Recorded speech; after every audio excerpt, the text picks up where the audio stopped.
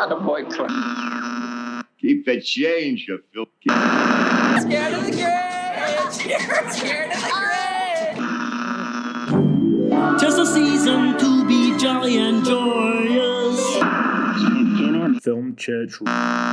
Yippee-ki-yay, motherfucker. It was a magical day, and it was on that day I made the snowman.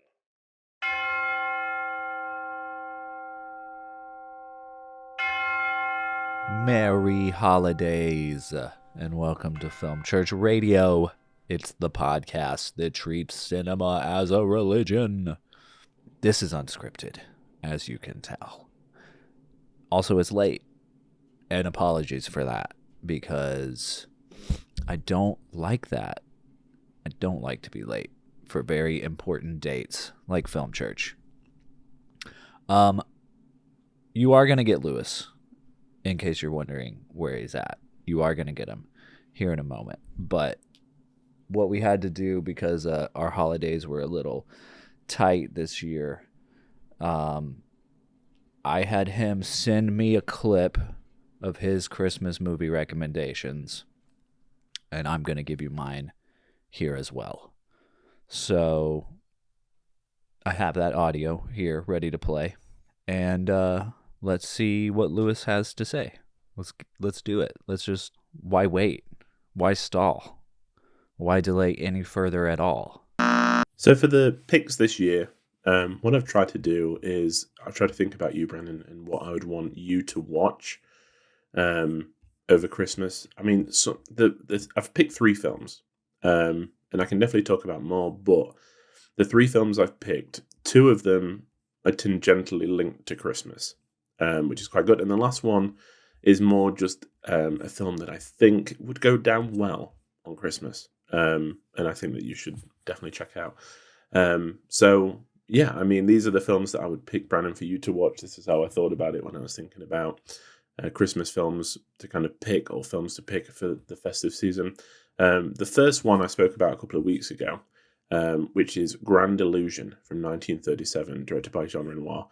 A film that I've only watched quite recently. It does have a scene, or a handful of scenes basically, set around Christmas towards the end of this film, which, you know, works very well. But in the same vein as It's a Wonderful Life, it's a very affirming film.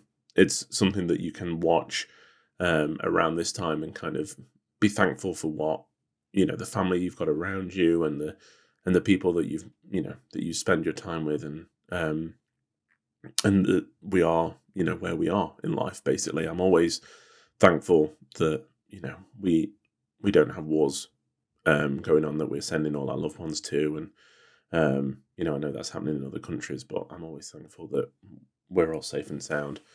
And Grand Illusion, I think, is a film that kind of can solidify that in our mind. Not only does it have a wonderful scene set around Christmas, which I think I will be thinking about for a long, long time, and kind of go back to this a lot due to that scene. It also has a fantastic performance by Erich von Stroheim as a captain of the opposition. Von Stroheim is someone that I've become very enamored with this year. I think he's such an interesting character, and someone that I just want to learn more and more about. So he's the reason why I watched this in the first place. But there's so much more to it as well. It's on the Criterion Channel, I believe, at the moment, so it's easy to kind of get a hold of. But I think that if you're looking, listeners as well, if you're looking for something that is not necessarily, in your face kind of Christmas film, but something that will still give you the same warm feeling, Grand Illusion is definitely that. So I'd definitely recommend that.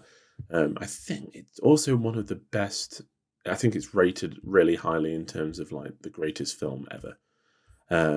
Maybe 3rd or 4th. I'll have to double check that. But yeah, it's. I don't know what more I can say that hasn't already been said. It's absolutely wonderful. So if you do want, like I said, if you do want a film that is tangentially Christmas but has the same life meaning as It's a Wonderful Life, Grand Illusion would be great. I think it would make a great double bill. So yeah, definitely have a look for that. The next one is, again, another film that I've discovered this year. A film that has only got a few, I think, 2,238 people have logged it on Letterboxd, so not a huge amount. And it's going to sound a bit strange, but I know, Brandon, that you love Strangers on a Train, a Hitchcock film. And this is called Lady on a Train from 1945. Earlier, when I was talking about Remember the Night, that the Indicator box sets that came out, this was in the latest one, in the latest noir kind of box set. And it's one that I watched and I didn't, it was, it's the first one in the box set, which is always kind of like the stellar, the one to kind of hold up. It stars Deanna Durbin as a amateur sleuth who witnesses a murder in an apartment complex in New York while on a train, and sets out to solve the mystery, basically. It's set around Christmas. There's really great studio backlot locations for some of the city, like covered in snow, which I really, really like. I love the kind of the cozy feeling of New York in the winter, which it kind of draws on really, really well. There's also Dan Derrier in it as well, who is a stonewall of all things noir. So it's great to see him kind of pop up. And it is a good mystery. I guess I think that you're never really sure who did it, if anyone did it, and why they did it, until the last act, which is really entertaining. The only slight thing I would say about it is that it does, because Deanna Durbin was a big music star, and like she was known for kind of singing, there are 3 moments in this film where it just grinds to a halt so she can do a song and dance. But maybe that's what we want at Christmas, right? I was thinking about it a bit more. I watched this in November, so I was very kind of into the dark aspect. But maybe at Christmas you want that. You want that song and dance. You want a bit more for the festivity, the entertainment side. So this would be another good pick. I think, it's something that potentially the whole family can watch, maybe 5 and up, because it's not too gruesome. It's Hollywood in the 40s. It's not going to do anything that is too risque. So there's lots of stuff in there. Deanna Durbin is very, very entertaining as the amateur sleuth, and there's some good jokes in there, and it's a good film, definitely to watch. I think I gave it 3.5 stars when I watched it, which I think is pretty fair. Maybe next year on a rewatch it might jump up a little bit. But yeah, I think that would be a great pick if you're looking for something a little bit more, Christmassy, but also a bit more thrillery. That would be a good pick. Yeah, definitely. I think, like I said, I don't think there's much more to say. The last one I picked is a bit of a weird one, and you might be sitting there thinking, why on earth has he picked this?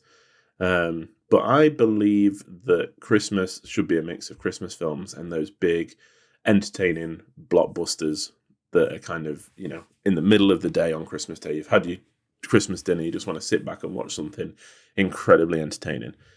And I've been thinking about these films a lot recently. I haven't watched them for a long time, maybe 5 or 6 years.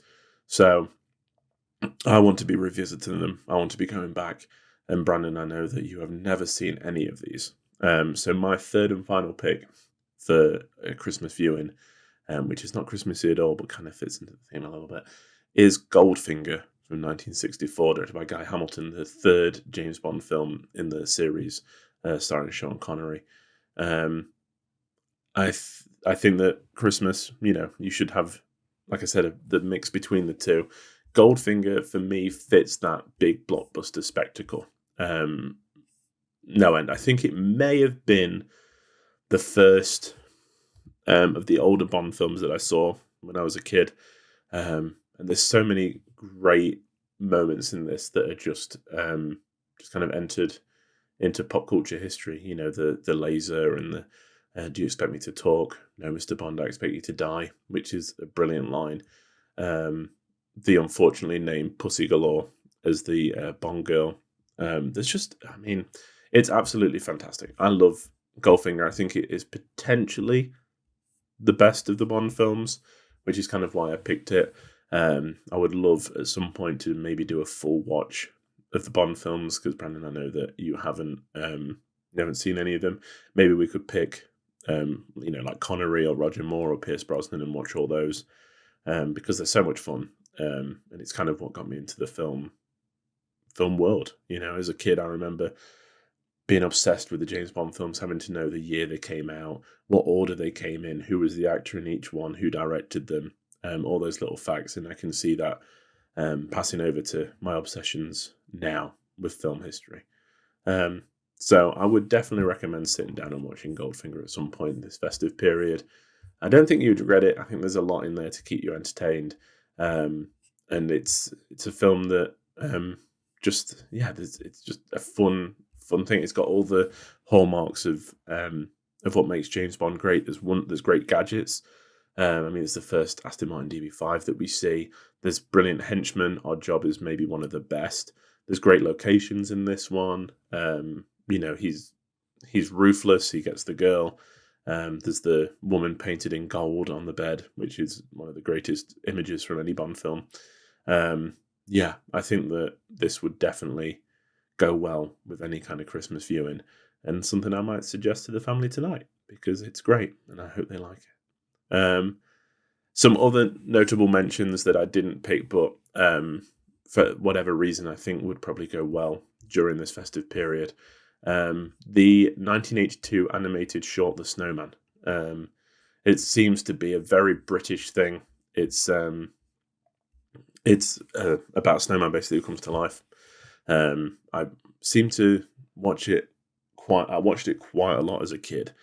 And I took my daughter to see it in the cinema this year because they were screening this and then the sequel, The Snowman and the Snow Dog. So I took her to see it for the first time on the big screen. And it's a great gateway into silent comedy because there's no words, it's all through music, an image.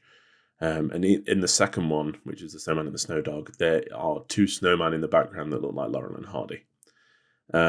So it just kind of affirmed my feelings of, this is a great way to get younger people into that silent comedy of not expecting characters to talk all the time, but reading cues from the music and facial expressions and things like that.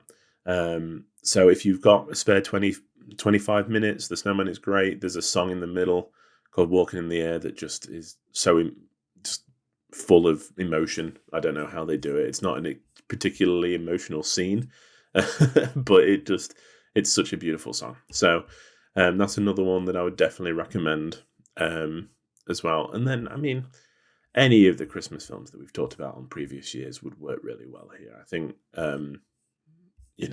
Christmas with the Cranks is good, Jingle All the Way, anything like that. And if you are wanting some thriller, throw a Hitchcock on, I think Psycho takes place around December. So it is technically a Christmas film. So if you want, if we're getting into that whole Die Hard debate, then I think Psycho would also qualify as a Christmas film. Which is a weird sentence. I didn't think I'd be saying that, but it does take place around December. So we can definitely count it. But yeah, I think that's what I would recommend for you to watch. And if any listeners would like us to do any kind of James Bond marathon, let us know. I can remember doing one quite a few years ago. Let me just have a look when it was. But I can remember going through and watching them pretty much one after the other. Got on consecutive days for like 27 days, I think it was then. Or 25. I did it for 25 days, one after another. And that nearly broke me. So it would be fun to do it again with Brandon, because once you get into the mid Roger Moore years, it gets very entertaining. The films aren't, but the choices made are. It kind of becomes a parody of itself. Austin Powers without Austin Powers, basically. But yeah, that was it. Oh my God. Those were some awesome picks, Lewis. Thank you. You do know me very well. Lady on a Train sounds amazing. Well, all these movies sound amazing. I mean, Grand Illusion, that's been on my list for a while. I know that I need to see it. It's one of those things that, you can't avoid it if you're a cinema lover. And I haven't been trying to avoid it. It's just I haven't gotten around to seeing it. So hearing it described that way, though, does make me want to watch it right away. And I might do that. But Lady on a Train, that is the most interesting to me at the moment. I just looked it up on IMDb, and the little trailer that plays at the beginning, it says, "Sex marks the spot," which is amazing. I mean, 1945. What marketing? What advertising? Incredible. I'm hooked. And James Bond, it's not that I haven't seen any James Bond movies. I have seen some James Bond movies, to clarify. I'm pretty sure that I've seen GoldenEye, and I've played the GoldenEye N64 game, as well as what was the other one? I think The World Is Not Enough. I'm pretty sure that's a James Bond, Pierce Brosnan movie and game. But screw that game. That game was hard. But yeah, I mean, Goldfinger I have not seen. I have seen Dr. No, but Goldfinger sounds like a good place to start again with James Bond. And I would love to do a marathon with you sometime. So let's put that on the old sketch. And The Snowman, I have not heard of this animated short, but I will watch it. It does look like it's about 25 minutes, which is not bad. I was just thinking the other day, the Frosty the Snowman film is not my favorite of the Christmas holiday films, so maybe I should give another Snowman a chance. But yeah, thank you for your Christmas picks, Lewis. I will say to those listening, if you're looking for, obviously, like, these could be recommendations for people to watch around the holidays, or if you know a film person and you're trying to figure out a gift to get them, maybe these would be some good gifts, which is what my recommendations are, because I have a very large family, and for this Christmas we did White Elephant. I'm pretty sure everybody knows what that is. It's basically where you just buy one gift. Everybody buys one gift. Could be for anyone. You put them all under the tree, and then everybody goes in order and opens a gift. And you can either open a gift or steal someone's gift. I'm not going to explain all the rules to you, but basically, my family is very large, so it would be very expensive to get everyone a gift. So we've been doing White Elephant for the last few years. And what I decided to do this year, the price limit was around $50, and I bought 4 movies. And I wasn't sure. I tried to be a little diverse, in the types of movies, because some people, people's tastes in movies are very different, right? So much like Lewis, and thinking about me and what I would want to watch around the holidays, I thought about myself as well. And what I would want to watch around the holidays and movies I like. But I did try to be diverse in terms of, well, I'll just tell you what the movies are, and then you'll understand what I mean. So, before I get into the movies, I was very excited that the person who ended up with this 4 movie collection was my youngest brother, Brady. who is around 15. I believe he's 15 years old. I'm not a bad brother because I can't remember his age. I have 10 siblings, in case other people listening might not know. And their ages change every year, so I'm pretty sure he's 15, which is a great age to get into physical media collecting.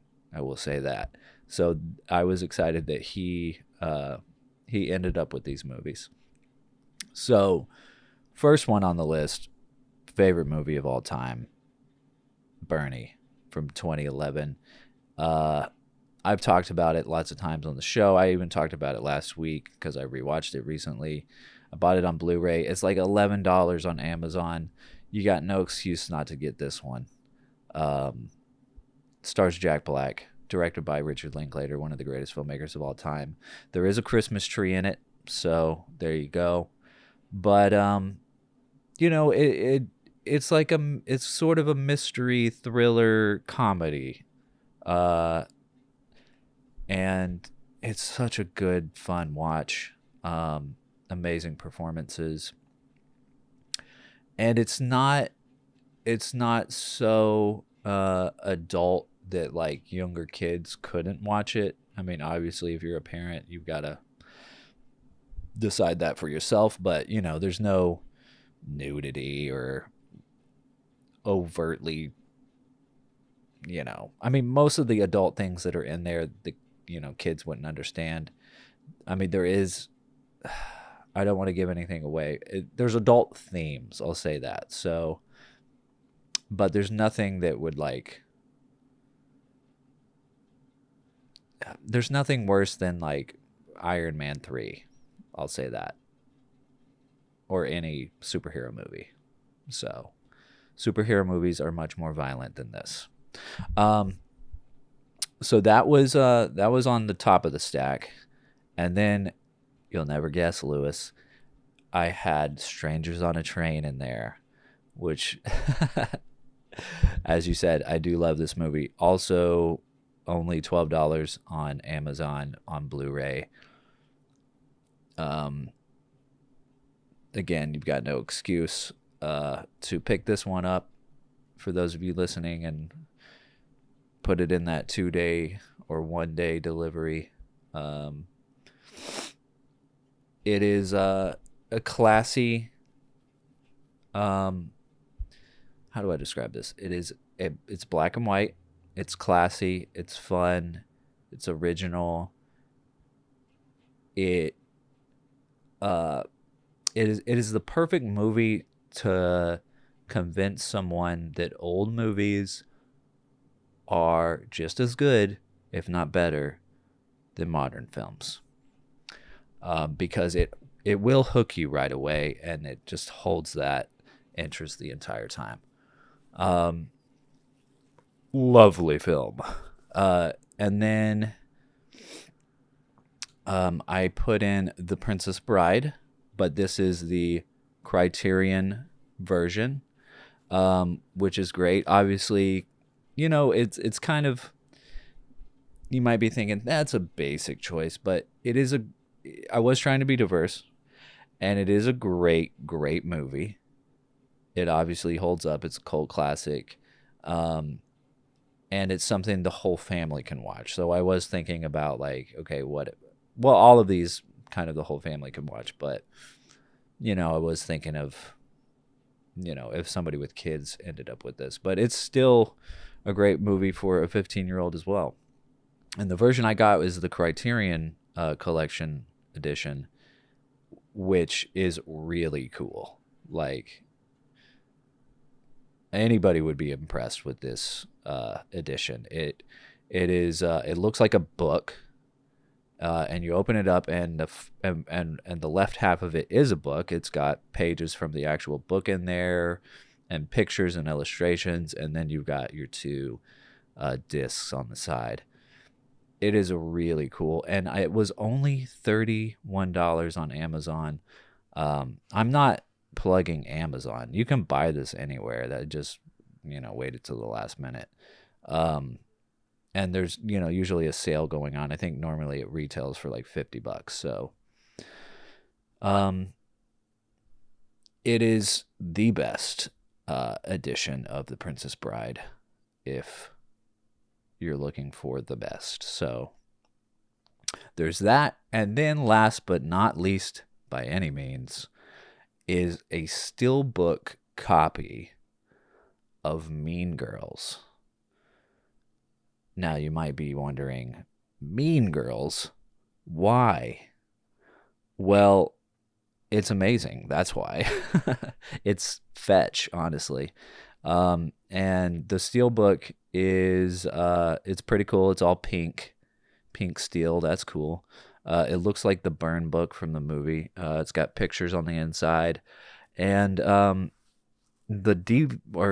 guess it was a DVD. The DVD copy of this is the first physical movie that I ever bought. And I believe I was 15 years old. So maybe 14. But yeah, the first movie I ever bought on my own was Mean Girls. I couldn't see it in theaters and waited for it to come out on DVD, snuck out of the house, walked down to the old Kmart and picked up a copy, smuggled it into the house, stuck it under my mattress, and then proceeded to watch it every day for the rest of my life. Not really, but I did watch it a lot. And there is Christmas stuff in the movie. I mean, there's a whole Christmas dance number, which is classic, of course. And yeah, that was all the movies. So I think they were great choices. I hope you do too. Let me know. Let us, Lewis and I, know what you think in the comments. Leave us comments on YouTube. Leave us comments on Instagram. Anywhere that we are. Let us know what you think of our recommendations. And if you have any, let us know. It's always a great time to share the love of film around the holidays. But really, I mean, every day is a great day to share the love of film. Thank you guys for listening. Next week we are... Sorry, I'm trying to think. Next week, this coming Sunday, it is going to be our top 5 films that we watched in 2023. So I'll do 5. Lewis will do 5. And we'll also probably give our favorite episodes that we recorded this year. It'll be a fun show. That'll be next week. Of course, follow us on our Letterboxd accounts so you can keep up with what we're watching all the time. Lewis is at WalkerLewis3007, and I am at Selmanscope. And without further ado, the only thing left to say is Amen. Or Amen, as Sidney Poitier would say. Happy holidays, everybody. Thanks.